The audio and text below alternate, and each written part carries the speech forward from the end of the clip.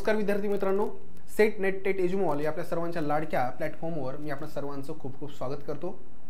आज आपण या ठिकाणी सेट पेपर 1 मध्ये जो काही आपला 10वा युनिट आहे हायर एज्युकेशन सिस्टीम म्हणजे उच्च शिक्षण प्रणाली, तर त्याचे PYQ पाहणार आहोत। साधारणतः 2 किंवा 3 लेक्चरच्या माध्यमातून 2011 पासून ते अगदी 2023-24 पर्यंतचे जे काही सगळे पेपर आहेत तर त्यामधले या युनिटवरले विचारलेले आपण PYQ कव्हर करणार आहोत। प्रत्येक PYQचं उत्तर तर मी सांगणारच आहे, पण त्यासोबतच त्याच्या आजूबाजूचे जे काही फॅक्ट्स आहेत तर त्या देखील मी तुम्हाला इथं कव्हर करून देण्याचा प्रयत्न करेल। तर इथं या युनिटवरचा पहिला क्वेश्चन आज इथं पाहूया। मोगल काळामध्ये उच्च शिक्षण संस्था कोणत्या नावाने ओळखल्या जातात? आता उच्च शिक्षण संस्थांवर अगदी आपल्याला वैदिक कालखंडापासून त्यानंतर बौद्ध कालखंड, त्याच्यानंतर मध्ययुगीन काळामध्ये मुस्लिम कालखंडावर प्रश्न बऱ्याच वेळेस विचारलेले आहेत। आता इथं स्पेशली इथं म्हटलेलं आहे की मुघल काळामध्ये म्हणजेच साहजिकच मुस्लिम कालखंडाबद्दल इथं विचारलेलं आहे।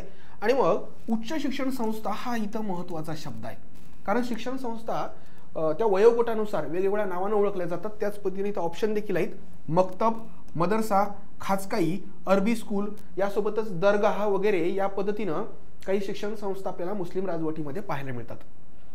आता मक्तबचा जर विचार केला तर मक्तब ही प्राथमिक शिक्षणासाठी असायची, ठीक आहे। प्राथमिक शिक्षण की जिथं अक्षर ओळख वगैरे व्हायची, त्यासोबतच इस्लाम धर्माचे मूलभूत तत्व जे काही आहेत अगदी प्राथमिक गोष्टी तिथं शिकवल्या जायच्या, त्यासोबतच वाचन लेखन या गोष्टी देखील तिथं शिकवल्या जातात। मदरसाबद्दल जर सांगायचं झालं तर मदरसा मात्र उच्च शिक्षणाबद्दल असतं, ठीक आहे। आता उच्च शिक्षण जे काही आहे तर हे मुख्यत्वे धार्मिक पद्धतीचं इथं अपेक्षित आहे। यामध्ये कुराण, हदीस किंवा शरिया कायदा, त्यासोबतच अरबी भाषा, कारण मुख्यत्वे भारतामध्ये मुस्लिम लोक देखील उर्दूच भाषा बोलल्या जाते त्यांच्या माध्यमातून, पण हे जे काही धार्मिक ग्रंथ आहेत तर हे अरबी भाषेमधले मुळात लिहिलेले आहेत, त्यामुळं अरबी भाषा ही देखील मदरसा या उच्च शिक्षण संस्थेमध्ये शिकवल्या जात असे, ठीक आहे। त्यामुळं आपलं इथलं उत्तर जे काही आहे तर ते मदरसा आहे। अगदी आपण जर तुगलक राजवटीमध्ये किंवा अलाउद्दीन खिलजी किंवा अगदी मुघलांच्या काळामध्ये जर पाहिलं तर भारतामध्ये त्यावेळेस मदरसांची संख्या हजारोंच्या संख्येमध्ये आपल्याला पाहायला भेटते। त्याच्यानंतर नेक्स्ट क्वेश्चन बघूया, रुसा RUSA ही योजना प्रामुख्याने कशासाठी आखलेली आहे? ही रुसा जी योजना आहे ना तर ही UPAचं जी काही सेकंड टर्म होती ना तर त्या काळामध्ये चालू केलेली योजना आहे। राष्ट्रीय उच्चतर शिक्षा अभियान असं तिचा फुल फॉर्म आहे। काय बरं? राष्ट्रीय उच्च शिक्षा अभियान RUSA या पद्धतीनं त्याचा हा रुसा शॉर्ट फॉर्म बनवलेला आहे। तर ही योजना प्रामुख्याने कशासाठी आखलेली आहे? सर्वांना परवडण्यायोग्य उच्च शिक्षण मिळावे यासाठी, सर्वांना गुणवत्तापूर्ण उच्च शिक्षण मिळावे यासाठी, राज्यातील उच्च शिक्षण संस्थांना अर्थसहाय्य पुरवावे यासाठी आणि महाविद्यालयातील संशोधनासाठी अर्थसहाय्य पुरवावे यासाठी। आता इथं जर बघितलं तर उच्च शिक्षण हा शब्द तर त्याच्या नावामध्येच आहे, म्हणजे एकंदर सगळीकडेच उच्च शिक्षण हा शब्द असल्यामुळं तुम्ही इथं लॉजिक लावू शकत नाहीत।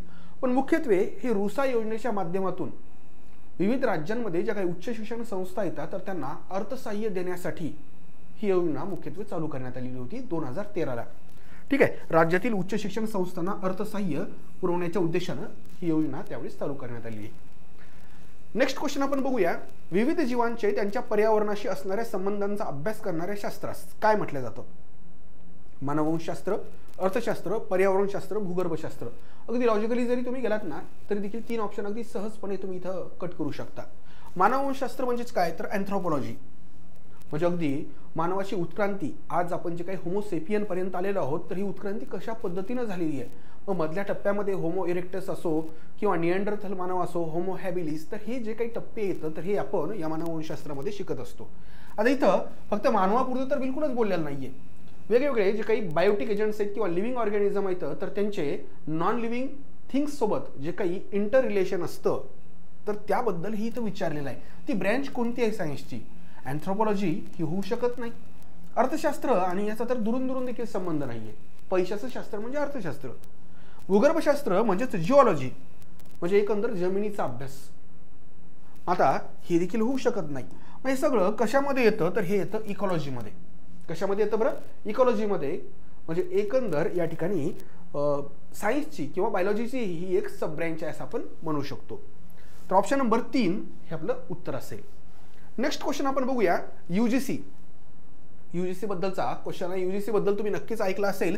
युनिव्हर्सिटी ग्रँट कमिशन, ज्याची स्थापना 1956 ला झालेली आहे. अत्यंत महत्त्वाची अशी संस्था आहे भारतामधली, विशेषतः उच्च शिक्षणाविषयी. आता इथं क्वेश्चन काय बघा, यूजीसीने उच्च शिक्षणातील शिक्षकांसाठी डॉट डॉट कोर्स सुचवलेला आहे. खरं तर या प्रश्नामध्ये इथं मराठीमध्ये गडबड झालेली आहे थोडीशी. UGC has been introduced induction course for the teachers in higher education to.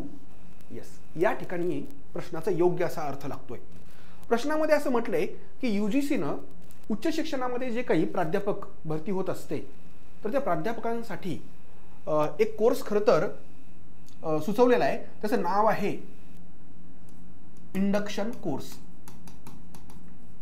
Induction course. आता या कोर्सचा उद्देश काय? मुळात या कोर्समध्ये होतं काय हे तुम्हाला सांगतो. बऱ्याच वेळेस काय होतं की कॉलेजेसमध्ये किंवा विद्यापीठांमध्ये नवीन जेव्हा प्राध्यापकांची भरती होत असते तेव्हा साहजिकच त्यांच्याकडून अपेक्षा किंवा त्यांच्या त्या पदाला जे काही अनुरूप कामं येतं तर त्या कामानुसार त्यांना ट्रेनिंग देणं अपेक्षित असतं. आणि ही ट्रेनिंग जी आहे तर ही या इंडक्शन प्रोग्रामच्या माध्यमातून दिल्या जाते. आता काय काय ट्रेनिंग दिल्या जाते तर त्या प्राध्यापकांना अध्यापनाची तत्त्व शिकवल्या जातात. त्यासोबतच त्यांना ॲडमिनिस्ट्रेटिव्ह विशेषतः जे काही मॅनेजमेंटचे काम आहेत तर त्याबद्दल देखील थोडंसं अवगत करून दिलं जातं. त्यासोबतच संशोधन विषयक जे काही मूलतत्वे येतं तर त्याबद्दल देखील त्यांना कल्पना दिली जाते. म्हणजे एकंदर यूजीसीचा हा जो काही नवीन प्राध्यापकांसाठीचा इंडक्शन कोर्स आहे तर त्याचा मुख्य उद्देश काय बरं? आशय ज्ञान समृद्ध करण्यासाठी, अध्यापनाची तयारी करण्यासाठी, ज्ञानाला उजाळा देण्यासाठी. हे उन्हाळा चुकीचा शब्द आहे, उजाळा देण्यासाठी आणि वृत्ती विकास करण्यासाठी. तर इथं अध्यापनाची तयारी करण्यासाठी आहे. मी तुम्हाला म्हटलं की 3 गोष्टी अपेक्षित आहेत. अध्यापन जे काही आहे तर त्याचे तत्वे किंवा अध्यापन कसं करायचं याबद्दल त्याच्यात सांगितलं जातं. संशोधन विषयक देखील बऱ्याचशा गोष्टी त्याच्यामध्ये सांगितलेल्या असतात. आणि तिसरं म्हणजे मॅनेजमेंटशी संबंधित जे काही रोल आहे किंवा डीलिंग जी काही करायची असते हायर ऑथॉरिटीज सोबत तर त्याबद्दल देखील याच्यात कल्पना दिलेली असते. तर ऑप्शन नंबर 2 हे आपलं उत्तर आहे. नेक्स्ट क्वेश्चन आहे. स्वयं हा उपक्रम डॉट डॉट विकसित केला आहे. कशासाठी विकसित केला आहे? आता मुळात या ठिकाणी स्वयं हा प्रकार काय आहे हे समजून घ्यावं लागेल. तुम्ही या ठिकाणी MOOC हा प्रकार नक्कीच ऐकला असेल. MOOC म्हणजेच काय? Massive online open courses. म्हणजे एकंदर मोठ्या प्रमाणामध्ये आता आजच्या जगामध्ये इंटरनेट क्रांतीमुळे बऱ्याचशा गोष्टीमध्ये तुम्हाला मूलाग्र असा बदल झालेला दिसतो. अगदी बँकिंग सेक्टर असो किंवा या देशामध्ये किंवा इंटरनॅशनल लेवलला देखील आपल्या जीवनाच्या प्रत्येक जो काही भाग आहे, अंग आहे तर त्याच्यामध्ये इंटरनेटनं मूलभूत असे बदल केलेले आहेत. आणि हे बदल आपल्याला शिक्षण क्षेत्रामध्ये देखील जाणवतात. अगदी बोलायचं झालं तर एकेकाळी शिक्षण घ्यायचं म्हणजे फक्त या ठिकाणी शाळेमध्ये जा किंवा कॉलेजेसमध्ये जा, विद्यापीठामध्ये जा आणि ऑफलाईन पद्धतीनं शिक्षण तुम्हाला मिळेल. त्यासाठी प्रचंड अशी फी बऱ्याच वेळेस मोजावी लागायची. पण इंटरनेटनं हे सगळं जे काही जग आहे तर ते अगदी जवळ आणलेलं आहे. तुम्ही जगाच्या कोणत्याही दुर्गम भागामध्ये जरी असाल पण तुमच्याकडे जर इंटरनेट असेल तर तुम्ही जगातल्या सर्वोत्तम लोकांकडून सर्वोत्तम गुणवत्तेचं शिक्षण घेऊ शकता. कशाद्वारे बरं? तर ह्या MOOC या पद्धतीनं हे जे काही आहेत तर हे असे काही पोर्टल्स असतात, मॅसिव्ह ऑनलाईन ओपन कोर्सेस, असे काही कोर्सेस असतात की जे फ्री तरी असतात किंवा त्यांची फी अगदी कमी असते. फी देखील कशासाठी घेतली जाते शक्यतो तर तुम्हाला सर्टिफिकेट भेटण्यासाठी. त्याच्यामुळे झालं असं की समाजाच्या अगदी शेवटच्या घटकापर्यंत किंवा जिओग्राफिकली देखील एखादा दुर्गम भाग असेल तर तिथपर्यंत देखील या ठिकाणी ज्ञान जे आहे तर ते पोहोचायला मदत मिळालेली आहे. भारत देखील याबाबत मागे राहिलेलं नाहीये. भारतानं देखील आपलं जे काही मानव संसाधन मंत्रालय आहे त्यासोबतच UGC आहे किंवा त्यासोबतच इतर काही NPTEL, NCERT यासारख्या संस्थांच्या मदतीनं आणि इतर काही प्रायव्हेट प्लेयर्सच्या मदतीनं स्वयं हा एक online free education platform launch केलेला आहे. आता या ठिकाणी स्वयंचा लॉंग फॉर्म हा देखील महत्त्वाचा आहे बरं. स्वयं म्हणजेच काय? Study web for active learning to young aspiring minds. बघा, study web for active learning to young aspiring minds हा स्वयंचा फुल फॉर्म आहे. म्हणजे एकंदर स्वयं काय आहे तर एक प्रकारचं MOOCचं उदाहरण आहे भारताच्या बाबत बोलायचं झालं तर. आता ह्याचे बरेचसे जगामध्ये तुम्हाला उदाहरणं दिसतात. अगदी या पद्धतीनं काम करणारे काही प्रायव्हेट प्लेयर्स देखील आहेत आणि काही शासकीय संस्था देखील आहेत. आता इथे स्वयंचे जर वैशिष्ट्य जर पाहिले तर ह्याच्यामध्ये जवळपास 2000 कोर्सेस सध्या उपलब्ध आहेत आणि एकूण जर त्याच्यातला कंटेंट जर पाहिला ना मित्रांनो, जवळपास 80,000 तासांपेक्षाही जास्त तासांचा याच्यावर कंटेंट आहे, म्हणजे लेक्चर्स आहेत. म्हणजे एकंदर हा कशासाठी उपलब्ध केलेला आहे तर तांत्रिक विषयांसाठी, मानवीय विषयांसाठी, व्यवस्थापन विषयांसाठी, म्हणजेच टेक्निकल सब्जेक्ट्स आहेत का? निश्चितच आहेत. त्याच्यामध्ये NPTEL जी काही संस्था आहे तांत्रिक विषयाशी संबंधित तर तिचाही रोल आहे. ह्युमॅनिटी सब्जेक्ट्स देखील आहेत, मॅनेजमेंटचे सब्जेक्ट्स देखील आहेत. म्हणजे एकंदर हे सगळ्या विषयांचे कोर्सेस या स्वयंच्या माध्यमातून विद्यार्थ्यांना फ्रीमध्ये किंवा अगदी नाममात्र किमतीमध्ये उपलब्ध होतात.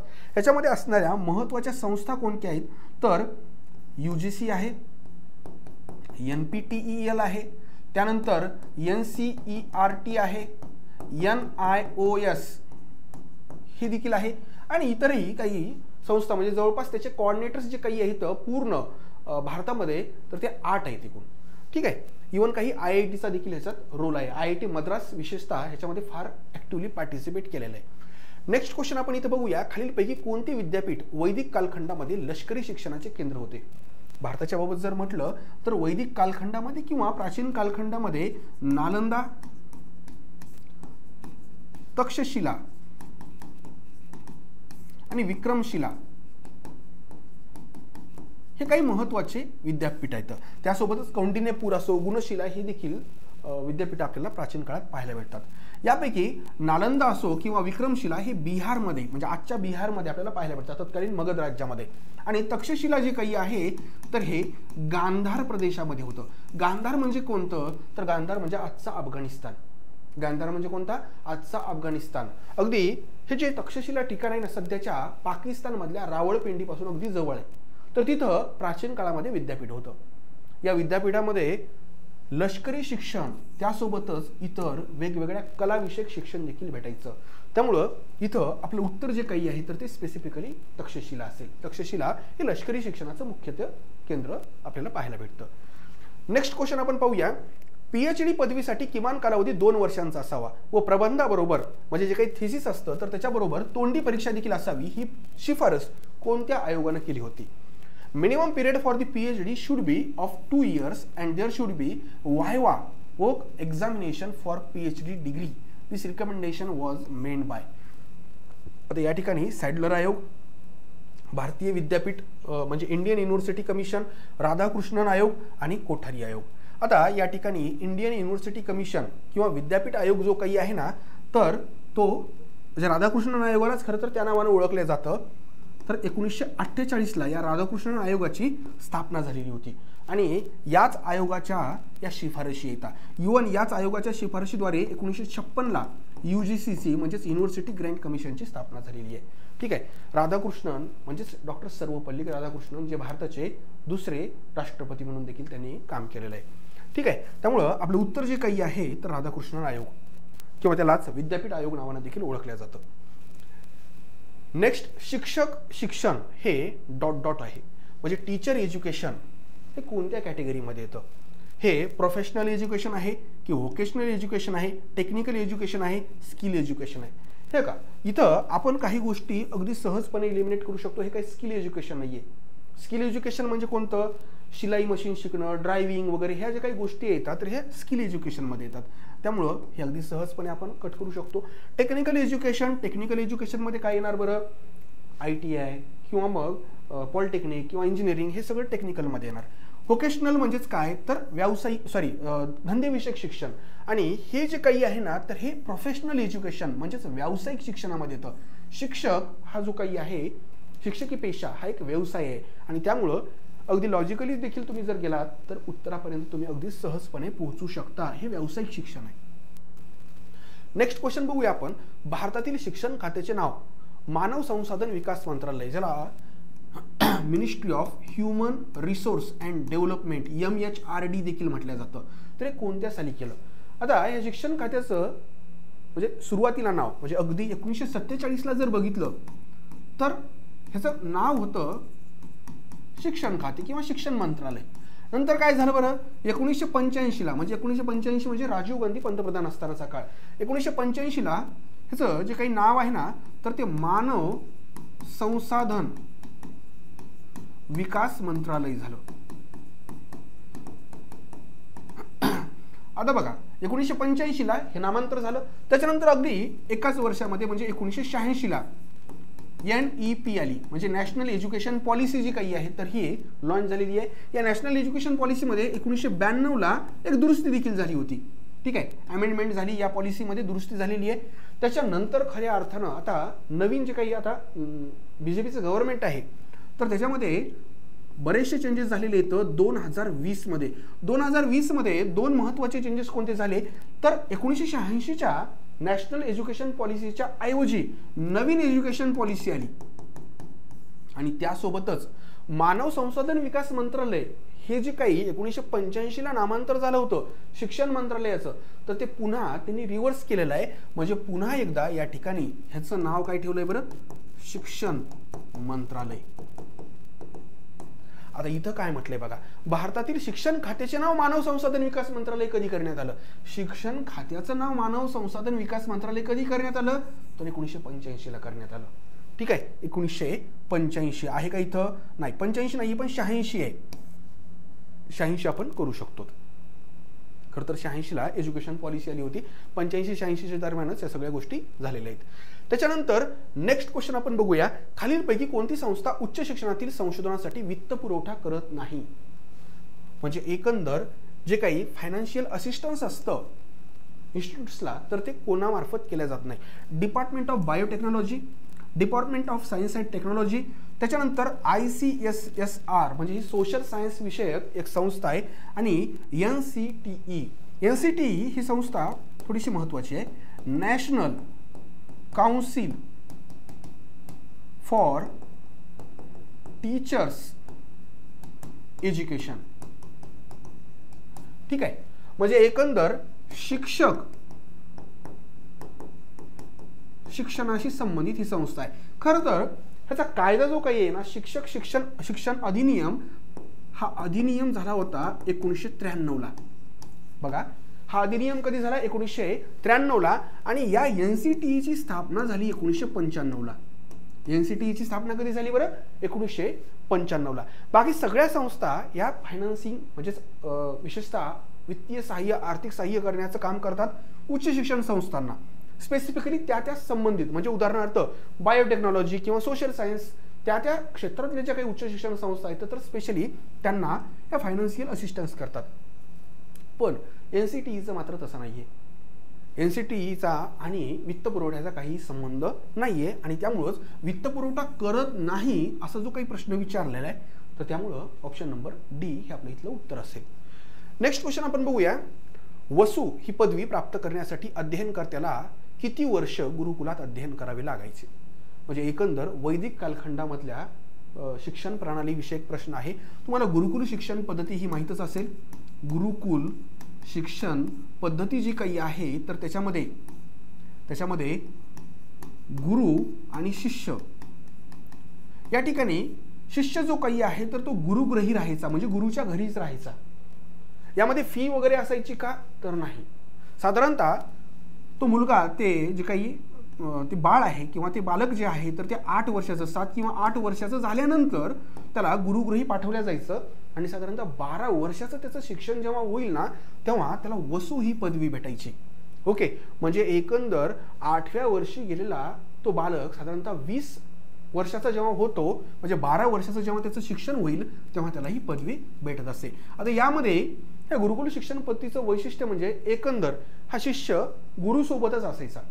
त्यांच्याच घरी हे असे बरेचसे शिष्य असायचे आणि फी वगैरे नसायची.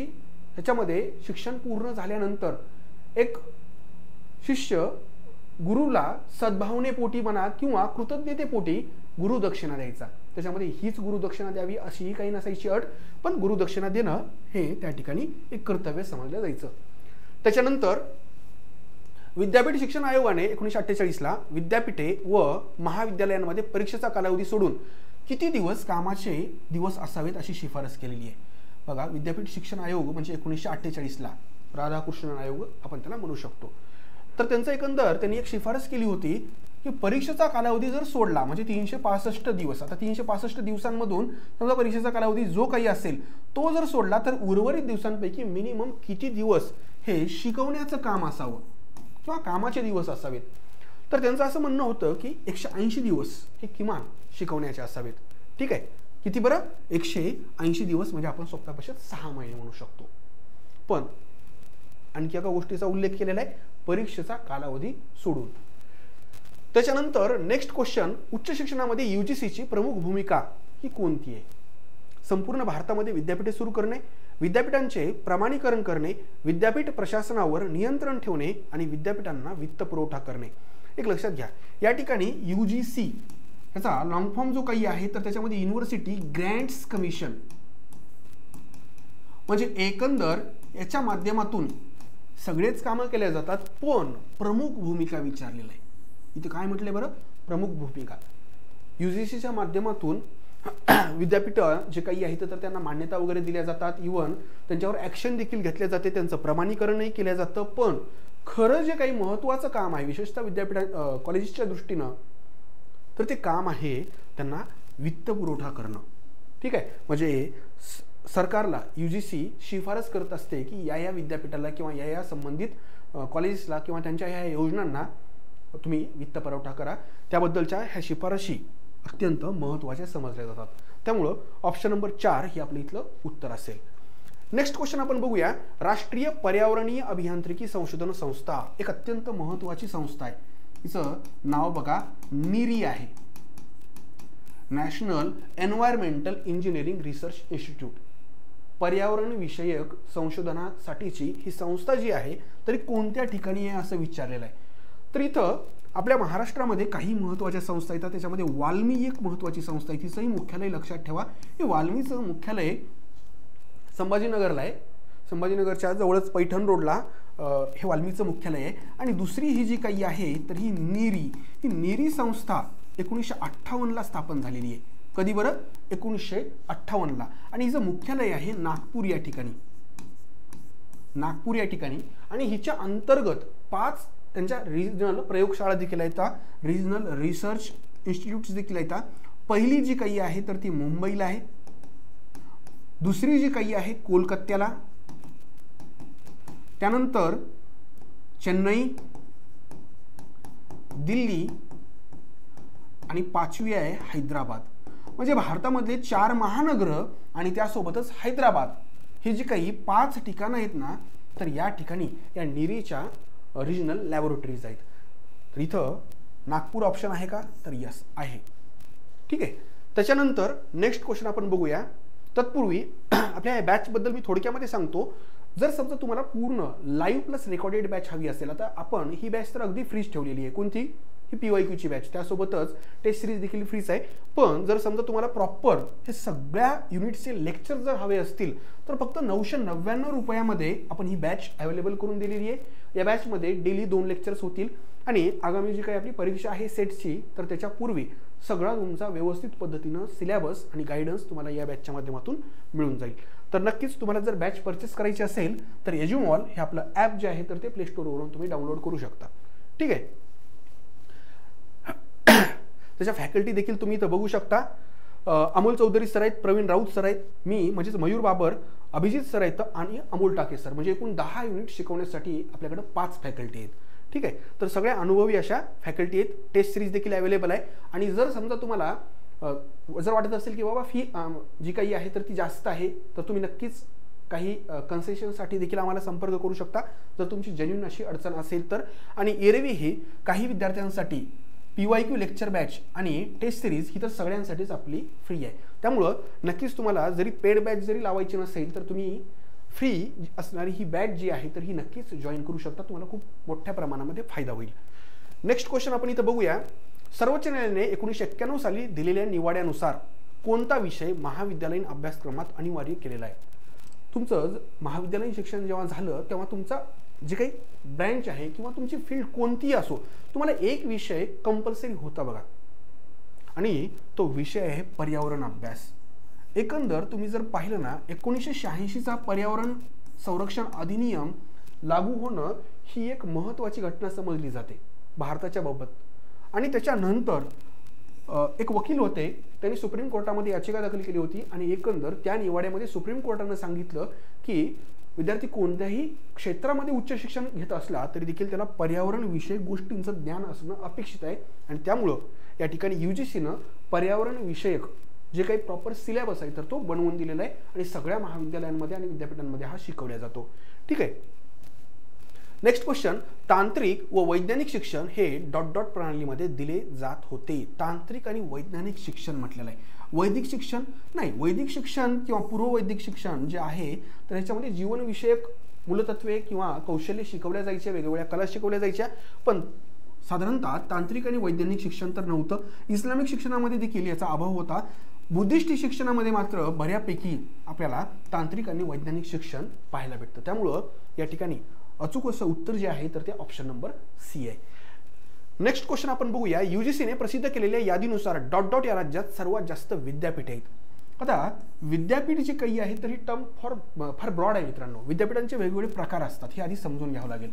कोणकोणते प्रकार असतात बरं? काही केंद्रीय विद्यापीठ असतात, त्यानंतर राज्यस्तरीय विद्यापीठ असतात, खाजगी विद्यापीठ देखील असतात. अगदी तुम्ही जर महाराष्ट्रामध्ये जर पाहिलात, पुण्यामध्ये जर पाहिलात तर खूप सारे खाजगी विद्यापीठ देखील आपल्याला पाहायला भेटतात. अभिमत विद्यापीठ देखील असतात. अभिमत विद्यापीठ म्हणजे ऑटोनॉमस, ज्याला स्वायत्त म्हटलं जातं. यांना मोठ्या प्रमाणामध्ये स्वतःचा सिलेबस तयार करणे, परीक्षा घेणे, रिझल्ट देणे, डिग्री देणे याबद्दल खूप मोठ्या प्रमाणामध्ये ऑटोनॉमी दिलेली असते. ठीक आहे. त्यांचे त्या पद्धतीने UGCनं मूल्यांकन देखील केलेलं असतं आणि त्याच्यानंतरच त्यांना तो दर्जा दिलेला असतो. आता इथं सर्वात जास्त विद्यापीठे म्हटलेलं आहे. प्रश्न ज्या वर्षी विचारलेला आहे त्या अनुषंगाने जर बघितलं तर उत्तर राजस्थान येतं. पण सध्याचा जर त्या ठिकाणी आकडेवारी जर पाहिली अगदी म्हणजे 2024 पर्यंतची सध्याची म्हणजे अगदी फेब्रुवारी 2025 पर्यंतची जर काही आकडेवारी नाहीये, पण मागच्या वर्षीपर्यंतची जर आकडेवारी पाहिली तर सर्वात जास्त विद्यापीठे ही गुजरातमध्ये होती. किती होती बरं? तर 97 विद्यापीठ. त्याच्या पाठोपाठ दुसऱ्या क्रमांकाला कोण आहे तर दुसऱ्या क्रमांकाला राजस्थान आहे. म्हणजे एकंदर गुजरात राजस्थानच्या पुढे गेलेला आहे. त्याच्यानंतर केंद्रीय विद्यापीठांच्या बाबत जर बघितलं तर सर्वाधिक केंद्रीय विद्यापीठे जे काही आहेत ना तर ते दिल्लीमध्ये एकूण 7 केंद्रीय विद्यापीठे येतं. आणि गोवा हे एकमेव असं राज्य आहे की जिथे एकही केंद्रीय विद्यापीठ नाहीये. एकही केंद्रीय विद्यापीठ नसणारं राज्य कोणतं तर गोवा. सर्वाधिक केंद्रीय विद्यापीठ असणारं राज्य कोणतं तर ते म्हणजे राज्य किंवा ओव्हरऑल UT मध्ये जर पाहिलं तर दिल्ली 1 नंबरला येतं. 7 केंद्रीय विद्यापीठ. तर अशा पद्धतीनं हे जे काही माहिती आहे ते तुम्हाला असणं अपेक्षित आहे. इथं आता गुजरात हा ऑप्शन तर दिलेलाच नाहीये, त्यामुळं त्यावेळेसनुसार जर पाहिलं तर राजस्थान हे त्यावेळेसचं उत्तर होतं, पण आता मात्र विचारलं तर गुजरात हे उत्तर असणं अपेक्षित आहे. नेक्स्ट क्वेश्चन बघूया. विविध विद्याशाखांमधील MOOC कोर्सेस. मी तुम्हाला MOOC काय प्रकार आहे हे ऑलरेडी सांगितलेलं आहे. फ्री ऑनलाईन एज्युकेशनल प्लॅटफॉर्म जे काही असतात ह्याचा लॉंग फॉर्म देखील माहिती असू द्या. Massive online open courses. ठीक आहे. तर हे विकसित करण्यासाठी ministry of human resource and डेव्हलपमेंटने 8 राष्ट्रीय कोऑर्डिनेटर्स नेमलेले आहेत.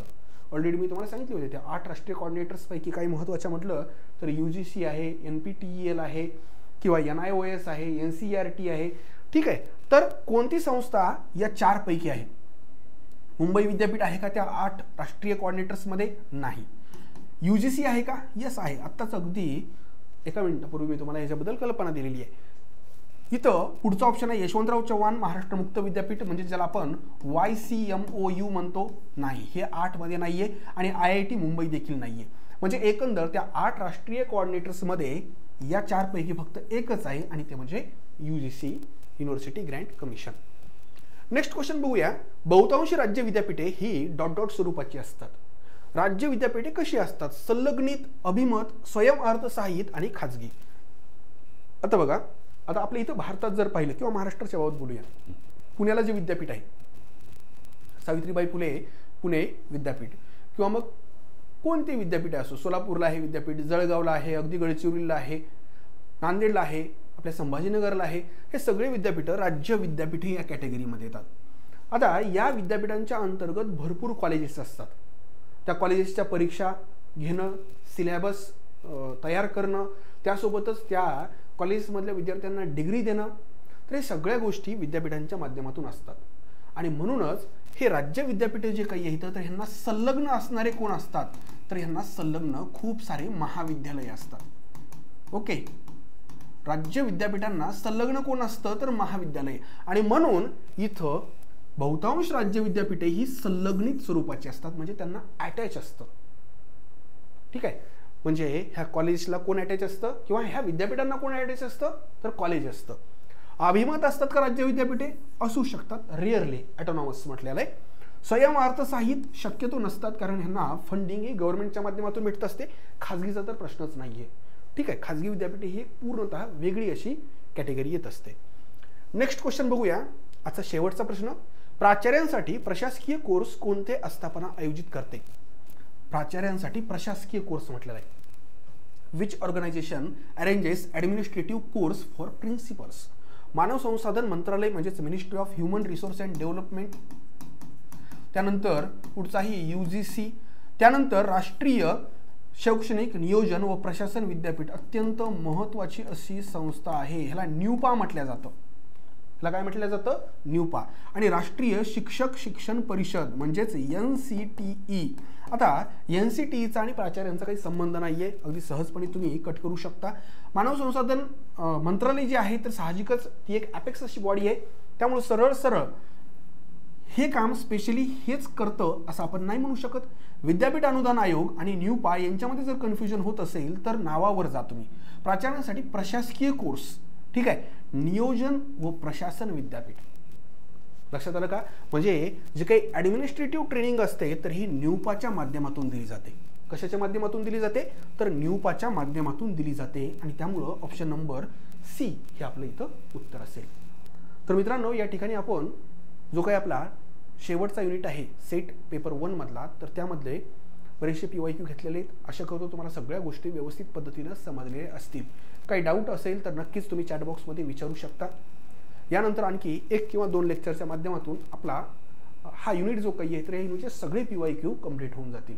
ठीक आहे, भेटूया नेक्स्ट लेक्चरच्या निमित्तानं. तोपर्यंत खूप खूप धन्यवाद.